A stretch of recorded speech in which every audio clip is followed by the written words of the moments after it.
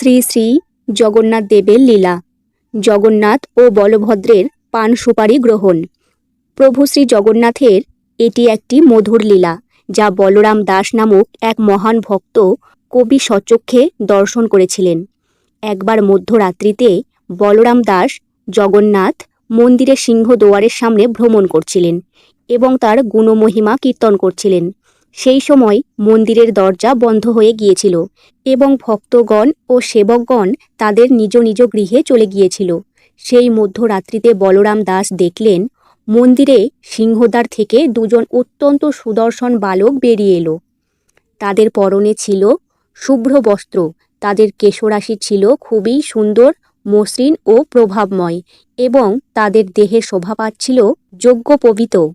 বলরাম দাস দেখলেন বালক দুটি সিংহদুয়ার থেকে বেরিয়ে একটি কুটিরের দিকে গেল। কিছুক্ষণ পরে তারা আবার সিংহদুয়ারে ফিরে এলো এবং তারপর দৃষ্টিপথ থেকে অন্তর্হিত হলো। বলরাম দাস লক্ষ্য করল যে উভয় বালকই পান চর্বণ করছিলেন এবং তাদের অধরষ্ট ছিল আরন্তিম। কিছুদিন ধরে বলরাম দেখলেন যে এই দুই বালক কুটিরের দিকে যায় এবং পান চর্বণ করতে করতে ফিরে আসে। ফলে তিনি তাদের সম্বন্ধে জানার জন্য খুব কৌতূহলী হলেন। একদিন তিনি এই বালক দুটির সঙ্গে সঙ্গে কুটিরে গেলেন এবং তারপরে তিনি জানতে পারলেন যে সেটি প্রভুদাস নামে একজন পানওয়ালার কুটির। প্রভুদাস ওই কুটিরে একাকী বাস করতেন এবং কেবল নিজের জীবিকা নির্বাহের জন্য যতটুকু প্রয়োজন তিনি ঠিক ততটুকুই উপার্জন করতেন। অবশিষ্ট সময় তিনি জগন্নাথের মন্দিরেই অতিবাহিত করতেন।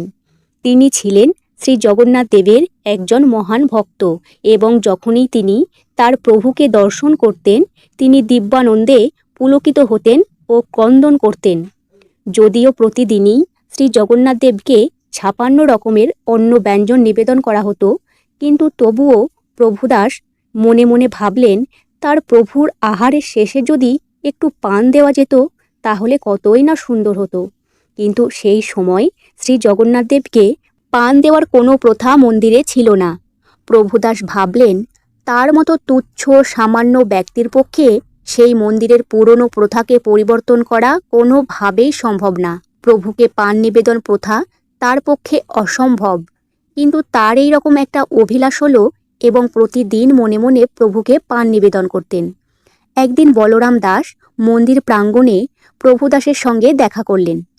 তিনি প্রভুদাসকে জিজ্ঞাসা করলেন, আমি লক্ষ্য করেছি যে বেশ কিছুদিন ধরে দুটি বালক তোমার কাছে যায় এবং তোমার থেকে পান খেয়ে আসে। তারা কে? তারা কি তোমার পানের দাম দিচ্ছে? প্রভুদাস উত্তর দিলেন, আমি জানি না তারা কারা, কিন্তু তারা যখন আমার কাছে আসে এবং পান খেতে চায় তখন আমি তাদের প্রতি খুব আকৃষ্ট হই, কেননা তারা এত সুন্দর দেখতে। আমি তাদের কাছে কোনো মূল্য চাই না আর তারাও কিছু দেয় না। তাদের দর্শন করে আমি এত সুখ পাই যে আমি তাদের কাছে মূল্য চাইতেই ভুলে যাই। প্রতিদিনই তারা আসে এবং আমার কাছ থেকে পান গ্রহণ করে। আমি পানের মূল্য চাইবার আগেই তারা সেই স্থান ত্যাগ করে চলে যায়। বলরাম বললেন, প্রভুদাস তুমি কত সরল, তোমার জানা উচিত যে তুমি ব্যবসা করছো। তুমি যদি এই পানের মূল্য না নাও তাহলে তুমি তোমার ব্যবসা কেমন করে চালাবে? আজ থেকে তুমি অবশ্যই এই বালকদের বলবে এই পানের মূল্য দিতে। যদি তারা মূল্য দিতে না পারে তাহলে তারা যেন তাদের এই চাদর মূল্য বাবদ বন্ধক রাখে। প্রভুদাস বলরাম দাসের এই উপদেশ গ্রহণ করল। সেই রাত্রে যখন সেই সুদর্শন বালক আবার প্রভুর কাছে পান গ্রহণ করতে গেল, তাদেরকে পান দেওয়ার পর প্রভুদাস মূল্য চাইলেন। কনিষ্ঠ বালকটি বলল, আমরা তো কোনো অর্থ আনিনি, প্রতিদিন আমরা পান নিই আর তুমি তো আমাদের কোনো মূল্য দিতে বলো না। আমরা কি করে জানবো যে আজ তুমি মূল্য চাইবে? সুতরাং আজ ক্ষমা করো আর আগামীকাল এসে তোমার সমস্ত পানের মূল্য দিয়ে দেব। প্রভুদাস বললেন, আগামীকাল যে তোমরা আসবে তার নিশ্চয়তা কোথায়? তোমরা খুবই নবীন বালক, তোমাদের কথা আমি বিশ্বাস করি কিভাবে? সেই জন্য তোমাদের চাদর দুটি বন্ধক হিসেবে আমার কাছে দিয়ে যাও। আগামীকাল যখন তোমরা মূল্য দেবে তখন আমি তোমাদের চাদরগুলি ফিরিয়ে দেব। উভয় বালক কোনো দ্বিধা না করেই তাদের চাদর দুটি প্রভুদাসের কাছে দিয়ে গেল। তারপর তারা প্রভুদাসের কাছ থেকে পান নিয়ে সেখান থেকে প্রস্থান করল।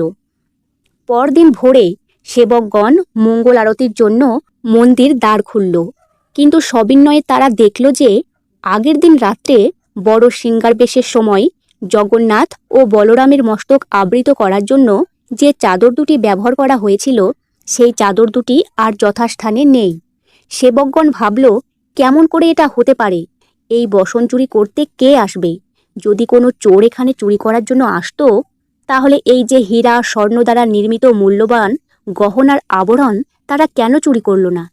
কেন সে এই মূল্যবান মণিরত্ন ফেলে এই চাদর দুটি নিয়ে চলে গেল? এ নিশ্চয় কোনো চোর চুরি করেনি। এটা একটি অত্যন্ত আশ্চর্যজনক ঘটনা। তারা রাজা প্রতাপরুদ্রকে এই সংবাদটি জানালো এবং রাজা এই সংবাদ পেয়ে খুবই বিচলিত হলেন। এই অশুভ ঘটনার জন্য তিনি সকল সেবককে দায়ী করলেন। প্রভুর সেবায় যারা অবহেলা করেছেন, রাজা তাদের সকলকে আটক করতে আদেশ দিলেন। সেই সময় ভক্ত কবি বলরাম দাস সেখানে উপস্থিত হলেন। তিনি রাজাকে বললেন, মহারাজ, এই ঘটনার জন্য সেবকগণ আদৌ দায়ী নয়, তাদের কোনো দোষ নেই। তখন বলরাম সব কিছুই আদ্যপ্রান্ত বর্ণনা করলেন। তিনি যা কিছু দেখেছিলেন, কিভাবে জগন্নাথ ও বলরাম প্রতিদিন সেই তামিল জাতিভুক্ত সেই পানওয়ালা প্রভুদাসের কুটিরে চাদর বন্ধক রেখে তার পরিবর্তে পান গ্রহণ করেছিলেন বলেই এই কারণেই তাদের চাদর পাওয়া যাচ্ছে না। এতে আরও প্রমাণ হচ্ছে যে আহারান্তে পান সেবন করতে চান, সেই জন্য কৃপা করে প্রতিবার ভোগ নিবেদনের পর পানও নিবেদন করার অনুমতি প্রদান করুন। প্রভুদাসের সম্পর্কে শ্রবণ করে রাজা প্রতাপরুদ্র অত্যন্ত বিস্মিত ও আনন্দিত হলেন। তারই ভক্তিতে প্রভু স্বয়ং প্রভুদাসের কুটিরে গমন করলেন। প্রভুদাস যখন শুনলেন যে শ্রী জগন্নাথ ও বলরাম তার কাছ থেকে পান গ্রহণ করার জন্য তার কুটিরে আসতেন, তিনি প্রেমানন্দে বিভোর হলেন। তিনি বন্ধক হিসেবে যে চাদর দুটি রেখেছিলেন তা তিনি রাজাকে ফিরিয়ে দিলেন। রাজা বুঝতে পারলেন যে চাদর দুটির সন্ধান মিলছে না, এইগুলি সেই চাদর। সেই দিন থেকে রাজা প্রতাপরুদ্র এই ব্যবস্থা করলেন, প্রতিবার ভোগ নিবেদনের পর যেন জগন্নাথ ও বলদেবকে পান নিবেদন করা হয়। প্রভুগণকে এই পান নিবেদনের সেবাটি প্রভুদাসকে অর্পণ করা হলো। তাকে উপাধি দেওয়া হলো পাহারা নায়ক বা বিদিয়া জাগনিয়া, অর্থাৎ যিনি পান যোগ দেন। সেদিন থেকে আজ পর্যন্ত প্রভুদাসের সদস্যগণ প্রভু শ্রী জগন্নাথ ও বলদেবকে পান নিবেদন করে আসছেন। তো বন্ধুরা, প্রভু শ্রী জগন্নাথ দেবের পান লীলা কাহিনীটি আপনাদের কেমন লাগলো অবশ্যই কমেন্টে জানাবেন। আর ভালো লাগলে ভিডিওতে একটি লাইক দিয়ে পাশে থাকবেন বন্ধুরা। জয় জগন্নাথ, হরে কৃষ্ণ, রাধে রাধে। ধন্যবাদ সবাইকে।